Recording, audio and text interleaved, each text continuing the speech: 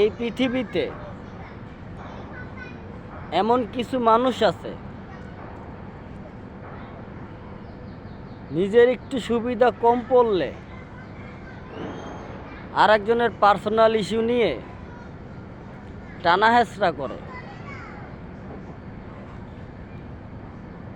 কারণ তারা এমনভাবে মিথ্যা কথা বলে, মনে হয় যেন কাজটা সে সঠিকই করছে। কারণ তার সাথে শয়তানের লিঙ্ক আছে, আর তাকে কন্ট্রোল করছে ইবলিসে। সমস্যা নাই, দেখমু কত দূর যায়।